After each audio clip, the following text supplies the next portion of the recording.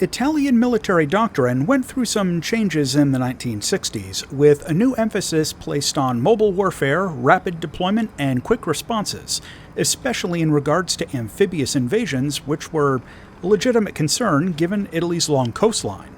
A number of different projects were considered in the late 60s into the early 70s, including the development of a new armored personnel carrier.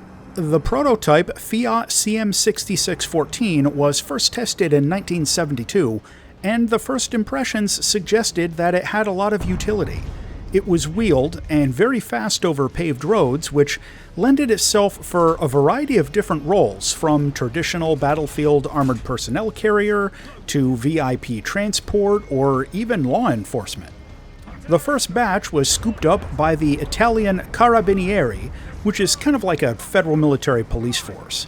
It was also used by the regular Italian Army, the Italian Air Force, and the Italian State Police. The vehicle itself had a 160 horsepower diesel engine, could carry a varying number of passengers depending on configuration, was amphibious but only lightly armored. Its basic welded steel armor was only realistically useful against small arms fire. The basic 6614 was produced in a few specialized versions, and a couple of prototypes were built with different crew layouts, recon equipment, gun turrets, and roof-mounted weapons, including a prototype with a recoilless rifle mounted up on the roof. However, the operational use for this was questionable, as the Italians already had other vehicles in service with similar capability, so as far as I could find, the version with the recoilless rifle was not put into regular production. Outside of Italy, there's a whole other side story with the 6614 being adopted by South Korea starting in 1977. It would take a while to get into the minutiae, but South Korea wanted to buy the 6614, though the US was imposing some sanctions at the time, and Italy had to ship disassembled units in crates through third-party countries to be reassembled locally in Korea under the designation KM900. Lots of drama down that rabbit hole. What we get in War Thunder is the Fiat 6614 M40A1. This is classified as a light tank, and it sits in rank 4 of the Italian tech tree at battle rating 6.7. The 6614 doesn't get any advanced features, but it has a crew of 4 and it gets recon spotting, along with the usual smoke and artillery upgrades. The armor profile on this thing is, well, flimsy as hell. It's got 8mm rolled homogeneous basically over the entire vehicle, and even though some of the angles are pretty sharp, this thing can get taken out by even a burst of machine gun fire. No armor is not best armor for the 6614, and in practice, this vehicle has very low survivability.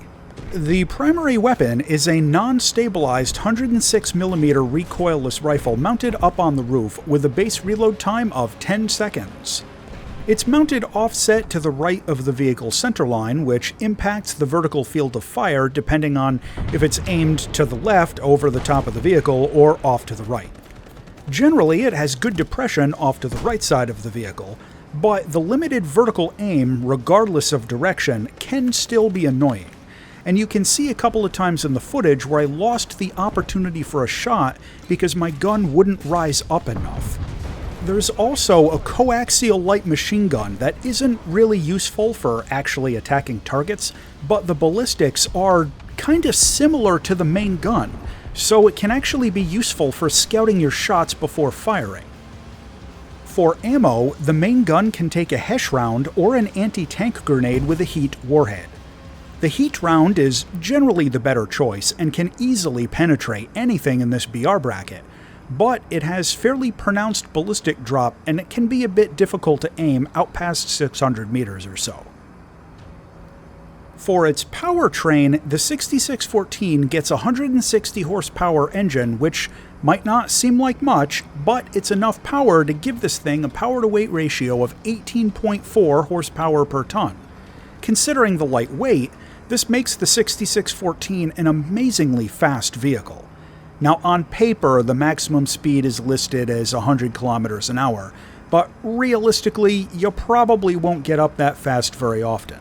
However, speeds well over 60 kilometers an hour are common, and this ends up being one of the fastest and most mobile vehicles in its entire bracket.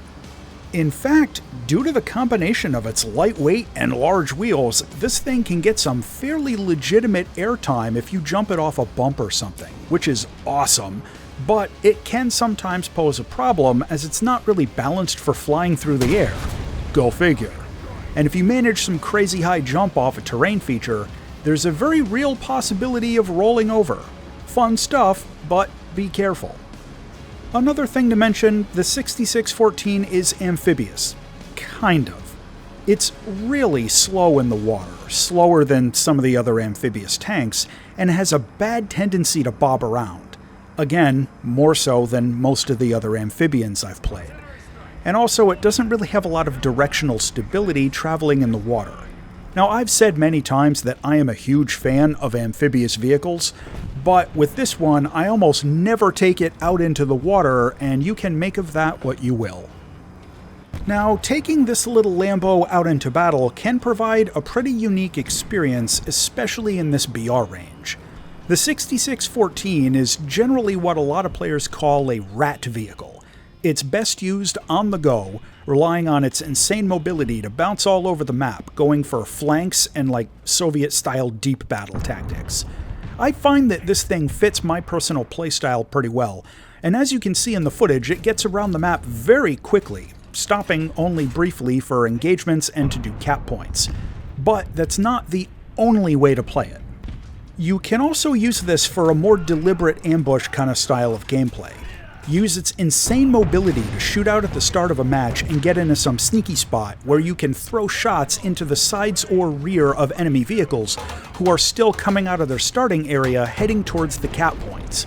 Obviously, this works better on some maps than others, but it's a fairly reliable tactic, even if it's not super interesting to watch somebody sitting on Overwatch doing nothing waiting around an ambush, so I didn't include too much footage of that.